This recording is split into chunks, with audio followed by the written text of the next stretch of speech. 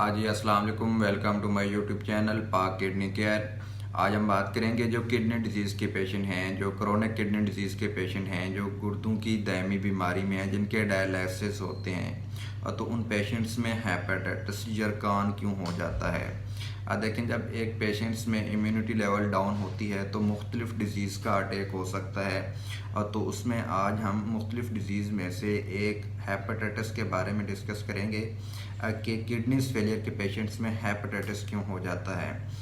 तो हेपेटाइटिस होने की मुख्तलिफ़ वजह हो सकती हैं। जब किडनीज फेलियर के पेशेंट में एचबी लेवल डाउन होती है, जब वो एचबी लेवल को पूरा करने के लिए ब्लड ट्रांसफ्यूज़ करवाते हैं, तो जब डोनर का ब्लड क्रॉस मैच करते हैं तो उस वक्त डोनर के ब्लड में से कुछ नॉन एक्टिव जर्म्स होते हैं जो कि बाद में पेशेंट्स के अंदर एक्टिव हो जाते हैं। इस चीज़ से भी जो है ना हेपेटाइटिस हो सकता है। उस जो जर्म्स बाद में एक्टिव होते हैं वो जाके लिवर के ऊपर इन्फेक्शन करते हैं, लिवर में इन्फ्लामेशन होती है। बेसिकली लिवर की इन्फ्लामेशन इन्फेक्शन को हेपेटाइटिस कहते हैं। इसकी मुख्तलिफ़ स्टेजेस हैं, मुख्तलिफ़ अक़साम हैं।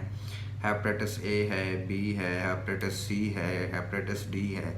इनमें हेपेटाइटिस बी और सी ज़्यादा ख़तरनाक हैं। तो इसके अलावा जो डायलिसिस के पेशेंट होते हैं, जब उन्होंने डायलिसिस करवाने होते हैं, एक मशीन पे लगे, दूसरा पेशेंट उसकी मशीन पे लगा, तीसरा लगा। इसी तरह अगर मशीन की प्रॉपर डिसइंफेक्शन नहीं हुई, पहले वाले पेशेंट के जर्म्स रह गए, दूसरा पेशेंट लगा, उसके अंदर मुंतकिल हो गए।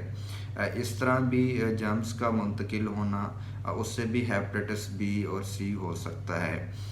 या पेशेंट्स की मशीन प्रॉपर स्टरलाइज नहीं हुई, डिसइंफेक्ट नहीं हुई, बेडशीट डिसइंफेक्ट नहीं हुई, मशीन के ऊपर ब्लड लगा है, वही ब्लड के दाग जो है ना दूसरे पेशेंट पे जा रहे हैं। या बाज़ दफ़ा ऐसा होता है कि एक टाइम में कुछ स्टाफ मुख्तलिफ पेशेंट्स को देख रहे होते हैं, एक पेशेंट्स के जो ब्लड है उसकी इन्फेक्शन दूसरे पेशेंट पे गई, स्टाफ के प्रॉपर हैंड वाश नहीं हुए, तो उससे भी एक पेशेंट की इन्फेक्शन उसके जम दूसरे पेशेंट पे जाने से उससे भी हेपेटाइटिस हो सकता है।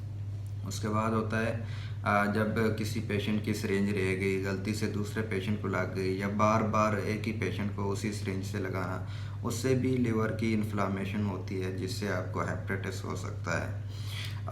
और उसके बाद है जब डायलिसिस मशीन की प्रॉपर डिसइंफेक्शन नहीं होती, मुख्तलिफ़ केमिकल से उसकी इंटरनल डिसइंफेक्शन करनी होती है। सिट्रिक एसिड है, ट्राई एसिड है, और एस्टिक एसिड है, सिट्रोसिल।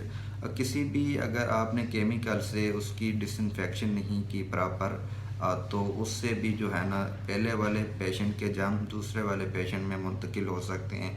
या जब आप पेशेंट को प्रिपेयर कर रहे हैं, उसके जो फिस्टुलाज है, जो उसका कैथेटर है, आपने प्रॉपर ग्लव्स नहीं पहने हुए, हैंड वॉश नहीं किए हुए, तो उससे भी जो है ना दूसरे पेशेंट का इन्फेक्शन उस पेशेंट में मुंतकिल हो सकता है। तो ये सबसे बड़ी वजह है, इससे होता है।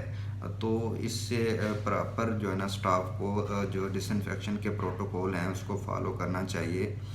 तो ये तो थे डायलिसिस के पेशेंट में, जो डायलिसिस करवाते हैं उनमें जो है ना हेपेटाइटिस किस तरह से फैलता है। तो डायलिसिस के पॉइंट ऑफ व्यू से अलावा जो पेशेंट्स फास्ट फूड का ज़्यादा इस्तेमाल करते हैं, फास्ट फूड खाने से लिवर के ऊपर फैट पड़ती है, चर्बी चढ़ जाती है, जिससे आपके लिवर में इन्फेक्शन होती है, इन्फ्लामेशन होती है, जिससे आपको हेपेटाइटिस बी और सी हो सकता है।